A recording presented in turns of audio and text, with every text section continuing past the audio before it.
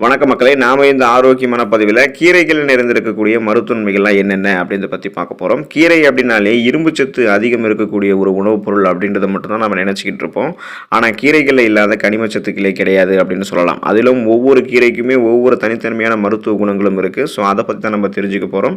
So என்னென்ன கீரைகளுக்கு என்னென்ன மருத்துவன்மைகள் இருக்குது, என்னென்ன ஊட்டச்சத்துக்களான கீரைகள் நமக்கு மருத்துவன்மைகளை கொடுக்குது அப்படின்றத பற்றி ஒவ்வொன்றா தெளிவாக பார்ப்போம்.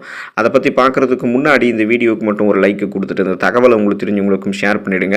ஏன்னா இது அவங்களுக்கும் பயனுள்ளதாக இருக்கக்கூடிய ஒரு ஆரோக்கியமான பதிவு தான். இது போன்ற அப்டேட்ஸ்கள் நீங்கள் தொடர்ந்து பார்க்குறதுக்கு நம்மளுடைய ஹெல்த் நியூஸ் தமிழ் சேனலை மறக்காமல் சப்ஸ்கிரைப் பண்ணி வச்சுக்கோங்க. பக்கத்தில் இருக்கக்கூடிய பெல் பட்டனையும் கிளிக் பண்ணி ஆல் அப்படின்ற ஆப்ஷனையும் மறக்காமல் செட் பண்ணி வச்சுக்கிட்டீங்க அப்படின்னா நான் போடக்கூடிய எல்லா அப்டேட்ஸும் உங்களுக்கு நோட்டிஃபிகேஷன் அடிக்கடி வந்து சேரும். சரி வாங்க மக்களே, இப்போ வீடியோக்குள்ளே போயிடலாம். பசலைக்கீரை எடுத்துக்கொள்ளும் போது நிறைய மருத்துவன்மைகள் உங்களுக்கு கிடைக்கும். அதாவது வந்து பார்த்தோம் அப்படின்னா இந்த பசலைக்கீரை மிக எளிதாகவே நமக்கு வந்து கிடைக்கும். வீடுகளில் தொட்டியில் வைத்து கூட இந்த பசலைக்கீரை நம்ம வளர்க்கலாம். பசலைக்கீரையில் நீர் சத்து, புரதச்சத்து, பொட்டாசியம், இரும்பு சத்து, மெக்னீசியம் மற்றும் பாஸ்பரஸ் அதிக அளவில் இருக்குது. இந்த பசலைக்கீரையை தொடர்ந்து உணவுகளை சேர்த்து கொண்டு வரும்போது ரத்தத்தில் ஹீமோகுளோபின் நமக்கு கரெக்டாக இருக்கும். குழந்தைகளுக்கு நரம்பு சம்பந்தப்பட்ட பிரச்சனைகள்லாம் வராமல் தடுக்கப்படும். குறிப்பாக இந்த பசலைக்கீரையில் மெக்னீசியம் இருக்கிறதால இது ரத்த அழுத்தத்தை நமக்கு கட்டுப்படுத்தி இதய ஆரோக்கியத்தை மேம்படுத்தும். மணத்தக்காளி கீரையிலும் நிறைய மருத்துவன்மைகள் நமக்கு கிடைக்கும். மணத்தக்காளி கீரை அப்படின்னாலே மருத்துவ குணங்கள் கொட்டி கிடக்கக்கூடிய கீரை அப்படின்றது நமக்கு தெரியும். மணத்தக்காளி கீரையில் விட்டமின் சி, இரும்பு சத்து, பாஸ்பரஸ், கால்சியம் ஆகிய விட்டமின்களும் மினரல்களும் அதிகமாக இருக்குது. இந்த கீரையை உணவுகளை சேர்த்துக்கொள்ளும் போது தொண்டையில் ஏற்படக்கூடிய வலி மற்றும் வீக்கம், வாய்ப்புண், குடலில் ஏற்படக்கூடிய புண்கள் இது எல்லாத்தையுமே சரி பண்ணிக்கலாம். சிறுநீரகங்களில் உப்பு படிந்து கற்களாக உருவாவதை நமக்கு என்ன பண்ண முடியும்னா இந்த கீரை வந்து தடுக்கும். மணத்தக்காளி கீரை தடுத்துரும். கருத்தரிக்க விரும்பக்கூடிய பெண்கள்லாம் அடிக்கடி இந்த மணத்தக்காளி கீரையை தங்களுடைய உணவுகளை வந்து சேர்த்துக்கொள்ளலாம். புதினா கீரையிலும் நமக்கு நிறைய மருத்துவன்மைகள் கிடைக்கும். புதினா அப்படின்னாலே அது வாசனைக்காக மட்டும்தான் பயன்படுத்தக்கூடிய கீரை அப்படின்னு நம்ம நினச்சிக்கிட்டு அதை பயன்படுத்திகிட்டு இருக்கோம். ஆனால் புதினாவில் அதை தாண்டியும் நிறைய மருத்துவ நன்மைகள் இருக்குது. இந்த புதினாவில் மென்டால் பண்புகளும் விட்டமின் சியும் அதிகமாக இருக்குது. இது நரம்பு செல்களை தூண்டி புத்துணர்ச்சியை கொடுக்கும். இருமல், ஆஸ்துமா உள்ளிட்ட சுவாச கோளாறுகள் தொடர்பான பிரச்சனைகளுக்கும், வயிற்று வலி, ஜீரண கோளாறு உள்ளிட்டவைகளுக்கும், குறிப்பாக மாதவிடாய் தொடர்பான வலிகளை குறைக்கக்கூடிய, கொழுப்புகளை எரிக்கக்கூடிய தன்மையும் புதினாவுக்கு வந்து உண்டு. கருவேப்பிலையை நம்ம எடுத்துக்கிட்டோம் அப்படின்னா நமக்கு நிறைய நன்மைகள் கிடைக்கும். கருவேப்பிலையை பற்றி தெரியாத ஆட்களே இருக்க முடியாது. ஆனால் அது ஒரு கீரை வகை அப்படின்றது பல பேருக்கும் வந்து தெரிஞ்சிருக்காது. இந்த கருவேப்பிலையும் வாசனைக்காக நம்மளுடைய உணவுகளை சேர்த்துட்டு அதுக்கப்புறம் அதை சாப்பிடாமல் நம்ம தூக்கி வீசிடுறோம். ஆனால் கருவேப்பிலையில் இரும்பு சத்து, vitamin C, vitamin A, phosphorus உள்ளிட்ட விட்டமின்களும் கனிமச்சத்துக்களும் நிறைந்து காணப்படுது. கருவேப்பிலையை பொடியாகவோ துவையலாகவோ நம்மளுடைய உணவுகளை எப்படியாவது சமைச்சு சாப்பிட்டு வந்தோம் அப்படின்னா அனிமியா என்று சொல்லக்கூடிய ரத்த சோகையை குறைத்து ஹீமோகுளோபினுடைய கவுண்டெல்லாம் நம்மளுடைய பிளட்டில் கரெக்டாக இருக்கும். கண் பார்வையை அதிகரிச்சுக்கலாம். கல்லீரலை ஆரோக்கியமாக வைத்துக் கொள்ளலாம். குமட்டல் மற்றும் வயிறு சம்பந்தமான பிரச்சனைகளையும் தீர்த்து கொள்ளலாம். முருங்கைக்கீரை எடுத்துக்கொள்ளும் போது நமக்கு நன்மைகள் கிடைக்கும். முருங்கைக்கீரையை கீரைகளினுடைய ராணி அப்படின்னு சொல்லலாம். அந்த அளவுக்கு மருத்துவ குணங்கள் கொட்டி கிடக்கக்கூடிய கீரை தான் முருங்கைக்கீரை. எளிமையாக சொல்லணும் அப்படின்னா உச்சம் தலை முதல் முள்ளங்கால் வரைக்கும் நமக்கு இருக்கக்கூடிய அத்தனை பிரச்சனைகளையுமே தீர்க்கக்கூடிய அற்புத கீரை தான் முருங்கைக்கீரை. முருங்கைக்கீரையில் இருக்கக்கூடிய விட்டமின் சி எனும் உயிர் சத்து உடலினுடைய நோய் எதிர்ப்பு மண்டலத்தை பலப்படுத்தும். இரும்பு சத்து அனிமியாவை நமக்கு குறைச்சி ஹீமோகுளோபினுடைய கவுண்டெல்லாம் கரெக்டாக வைக்கும். ரத்த சர்க்கரையினுடைய அளவை கட்டுப்படுத்தும். உடலில் இருக்கக்கூடிய கெட்ட கொழுப்புகளை கரைக்கும். ஆஸ்துமா உள்ளிட்ட பிரச்சனைகளையும் கல்லீரல் சார்ந்த பிரச்சனைகளையும் வராமல் தடுக்கிறதுக்கு முருங்கைக்கீரை உதவி செய்யும். பொன்னாங்கண்ணி கீரை எடுத்துக்கிட்டோம் அப்படின்னா நமக்கு நன்மைகள் அதிகமாக கிடைக்கும். பொன்னாங்கண்ணி கீரையில் ஏராளமான சத்துக்கள் இருக்குது. இந்த கீரையில் 3 வகைகள் இருக்குது. வெள்ளை பொன்னாங்கண்ணி, சிவப்பு பொன்னாங்கண்ணி, பச்சை பொன்னாங்கண்ணி அப்படின்னு 3 வகைகள் இருக்குது. பொன்னாங்கண்ணி கீரையை உணவுகளை சேர்த்துக்கிட்டோம் அப்படின்னா பகலிலும் நட்சத்திரங்களை பார்க்கலாம் அப்படின்னு சொல்லுவாங்க. அந்தளவுக்கு கண் பார்வை பிரைட்டாக தெரியும்.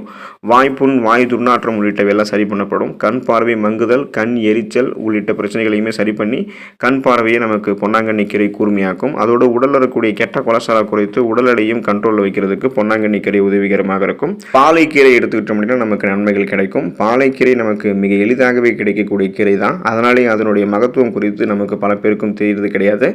ரத்த சர்க்கரையினுடைய அளவை பாலைக்கீரை கட்டுக்குள்ள வைக்கிறதுக்கும் கிளைசமிக் இண்டெக்ஸ் வந்து மிக மிக குறைவாக இருக்கக்கூடிய ஒரு கீரையாகவும் இருக்குது.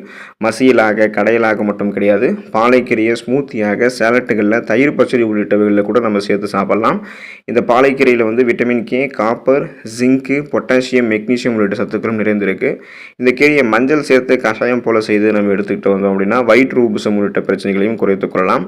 முடக்கத்தான் கீரை எடுத்துக்கிட்டோம் அப்படின்னா நமக்கு நிறைய நன்மைகள் கிடைக்கும். குறிப்பாக முடக்கத்தான் கீரை வந்து எலும்புகள் வலிமையாக இருக்கிறதுக்கும் அதில் ஏற்படக்கூடிய இன்ஃப்ளமேஷன்ஸ்கள் அதை குறைக்கிறதுக்கும் நிறைய அற்புதங்களை செய்யும். அதனால தான் அது அதுக்கு பேரே வந்து முடக்கு அறுத்தான் கீரை. முடக்குவாதம் உள்ளிட்ட பலவிதமான எலும்பு சார்ந்த பிரச்சனைகளை வராமல் தடுக்கிறதுக்காக உதவி செய்கிறதால தான் இதுக்கு அந்த பேரே இருக்குது.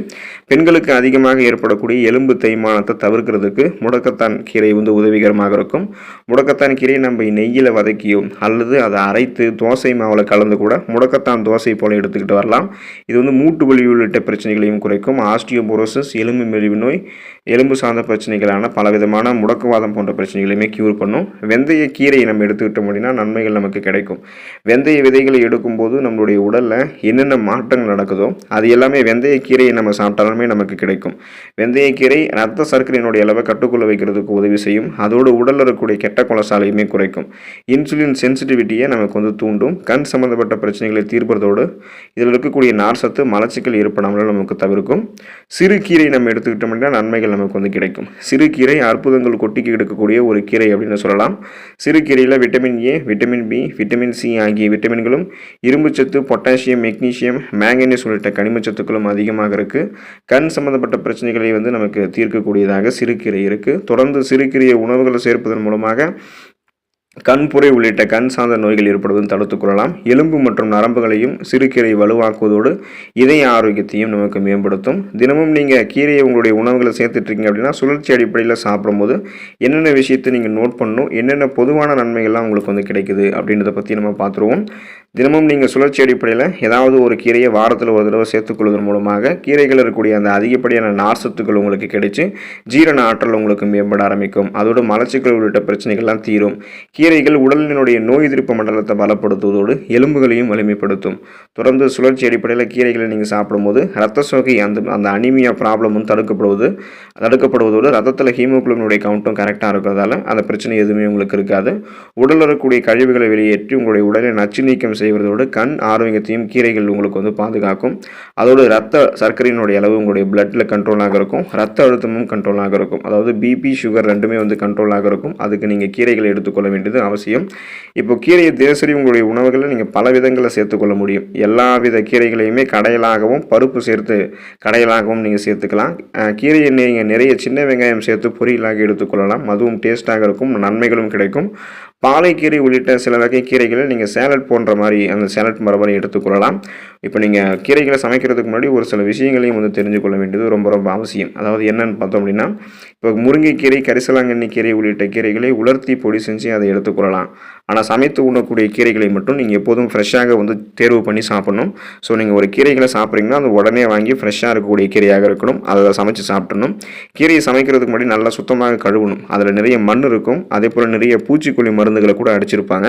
அதனால் கல் உப்பு கலந்த நீரில் கொஞ்சம் நேரம் அதை அலசிட்டு அதுக்கப்புறமா நீங்கள் கீரைகளை சமைக்கிறது நல்லது. அதுபோல் கீரையை சமைக்கும் போது அதிக எண்ணெய் சேர்த்து சமைக்கக்கூடாது, நீண்ட நேரம் சமைக்கக்கூடாது. அப்படி நீங்கள் சமைச்சிங்கன்னா அதில் இருக்கக்கூடிய ஊட்டச்சத்துக்கள்லாம் வீணாயிடும். கீரையை வந்து குக்கரில் வச்சு சமைக்கிறத தவிர்த்துருங்க. கீரையை நீங்கள் லேசாக வதக்கி சாப்பிட்டாலே நிறைய நன்மைகள் கிடைக்கும். ஆரோக்கியமாக இருக்கலாம். அடுத்த ஆரோக்கியமான பதிவில் மறக்காமல் சந்திப்போம். நன்றி மக்களே.